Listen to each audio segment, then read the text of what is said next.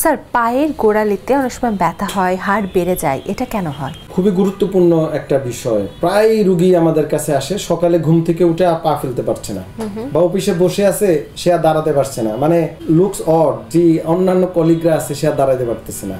এই পায়ের তলার বিভিন্ন ইনজুরি হয়। আমি যদি একটু বুঝিয়ে বলি আপনাকে, আমাদের এই যে নিচে এই যে বোনসটা দেখেন, এটা হচ্ছে ক্যালকেনিয়াম, মানে বোনসের নাম, এবং এইটাই গোড়ালির মূল ওজনটা সে বহন করে। আমরা যখন হাঁটি এই গোড়ালির এই প্রেসারটা, পায়ের প্রেসারটা এই ক্যালকেনিয়াম বোনসের উপরে পড়ে।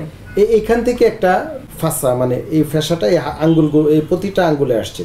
তো এইখানে আসলে অল্প একটু প্যাড অ্যান্ড ফ্যাট থাকে, মানে আল্লাহ পাক কিছু সফট টিস্যু এখানে দিয়েছে, কিন্তু মূলত এটা তো বোনস, মানে হার্ট, এটা যখন প্রেস করে ওই অল্প একটু সফট টিস্যু থাকে, যার কারণে এখানে ইনজুরি হয়। আচ্ছা, এর মূল কারণটি হচ্ছে যারা খালি পায়ে হাঁটেন। আচ্ছা, আমাদের দেখবেন ঢাকা শহর না, পৃথিবীর কোথাও কি আপনার কোনো কনক্রিট ছাড়া আছে? না। এভরিহোয়ার, এমনকি গ্রামের রাস্তাটা পর্যন্ত পাকা। এখন গ্রামে একটা কৃষকের ঘর, গরিব মানুষ, তারও ঘরটা পাকা বা ইটের তৈরি। তো পায়ের তলা ইটের তৈরির জন্য উপযুক্ত না। আচ্ছা, তো যার কারণে আমাদের এই গোড়ালিতে ইনজুরি হয়, এবং রিপিটেড ইনজুরি হতে হতে হতে হতে এখানে হাড়টা বেড়ে যায়, প্রদা হতে হতে, এবং এত বড় হাড় তৈরি হতে পারে। আমরা বলি ক্যালকেনিয়াল স্পার। এটা গোড়ালি ব্যথার অন্যতম কারণ। এর মধ্যে যদি ওভারওয়েট থাকে, অতিরিক্ত ওজন, ধরেন ওজন থাকার কথা 60 কেজি, আছে 70-80 কেজি, তাহলে এখানে প্রেসার পড়ছে, বারবার ইনজুরি হচ্ছে। এই খালি পায়ে হাঁটা বাসাতে, মহিলারা আপনি জানেন যে মহিলারা, মোস্ট অফ দ্য মহিলারাই হাই হিল পরে, পেন্সিল হিল পরে, এবং তাদের জুতা থাকে হার্ড, শক্ত। জুতা তৈরি করা হচ্ছে পায়ের প্রোটেকশন দেওয়ার জন্য। এখন জুতা যদি ফ্যাশনেবল হয়ে দাঁড়ায়, তখন কিন্তু পায়ের তলা ইনজুরি হবে।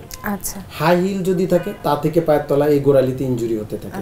এই ইনজুরি হচ্ছে পায়ের তলা বা ক্যালকেনিয়াল স্পার হওয়ার মূল কারণ। একবার ইনজুরি হয়ে গেলে তারপর কি করা যাবে? যদি হয়ে যায় সেক্ষেত্রে হচ্ছে আর যেন না হয়, তাই সেটা আমরা আগে আসি, আমরা ট্রিটমেন্টে যাই।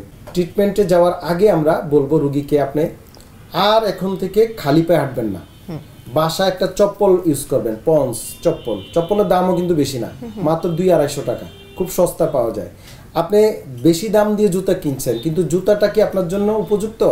জুতাটার তলাটা, মানে যেটা আমরা বলি সোল, সোলটা সফট কিনা, এই সোলটা আপনাকে সফট সোলের জুতা অবশ্যই পরিধান করতে হবে, তাহলে খালি পায়ে হাঁটা যাবে না। সফট সোলের জুতা আপনাকে পরিধান করলে তাহলে আপনার প্রিভেনশন হয়ে গেল, আর রোগটা বাড়বে না। এখন যেটা হয়েছে, হাড় বেড়ে গিয়েছে, এই জন্য আপনাকে আমরা বিভিন্ন থেরাপি দিই। থেরাপিটা আমরা সাধারণত হসপিটালে বা সেন্টার বেস দিয়ে থাকি। আমরা এক্ষেত্রে বিভিন্ন লেজার থেরাপি দিয়ে থাকি, বিভিন্ন ইলেকট্রোম্যাগনেটিক থেরাপি দিয়ে থাকি, বিভিন্ন এক্সারসাইজ দিয়ে থাকি। রুগী 5-10 দিনের মধ্যে মোটামুটি রুগী সুস্থ হয়ে যায়।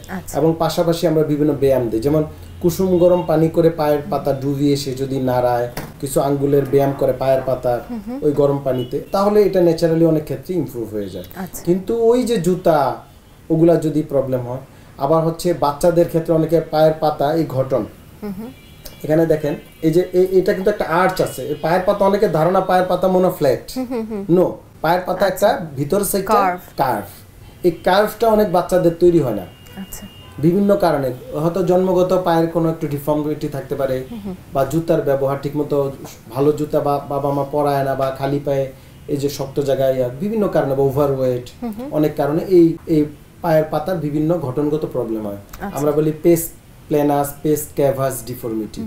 তো এগুলো আমাদের কাছে যখন আসে, আমরা তখন কারেকশন করি, জুতা কারেকশন করি, শু কারেকশন করি, বিভিন্ন থেরাপি দিয়ে আস্তে আস্তে আপনাকে ট্রিটমেন্টের মাধ্যমে ইমপ্রুভ করা সম্ভব।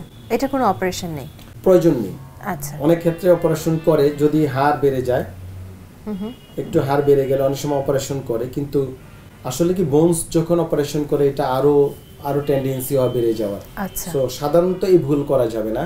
আপনাকে অ্যাডভান্স পুনর্বাসন ট্রিটমেন্ট এর মাধ্যমে, আর লাইফস্টাইল বলছি, অতিরিক্ত ওজন থাকলে আপনাকে ওজন কমিয়ে ফেলতে হবে।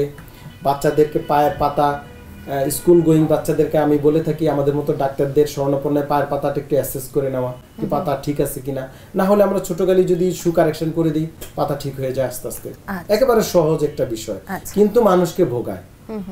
মানে হিলও পরা যাবে না, ভালো মানের জুতো পরতে হবে যেটা কমফোর্টেবল। অবশ্যই। এবং মহিলাদেরকে আমি একটু সাজেস্ট করতে চাই, ওনাদের এটা আসলে টেন্ডেন্সি যে ওনারা একটু উঁচু জুতা পরবে, হ্যাঁ পরো, কোনো সমস্যা নেই, কিন্তু হিলের অংশ পিছনের অংশ যতটুকু উঁচা সামনে যেন ততটুকু উঁচা থাকে, আচ্ছা মানে পিছনে অনেক উঁচা, ব্যালেন্স থাকে। হ্যাঁ ব্যালেন্স যেন থাকে, আবার সামনে অনেক নেচা, এটা যেন না হয়, আর সোলটা যেন সফট হয়, তাহলেই ওনার পারপাসও সার্ভ হবে এবং পায়ের এই গোড়ালির সমস্যাটাও আসবে না। ধন্যবাদ স্যার গোড়ালির সম্পর্কে আমাদেরকে এই তথ্যটা দেওয়ার জন্য। আপনাকে ধন্যবাদ, নাগরিক টেলিভিশনকেও অসংখ্য ধন্যবাদ।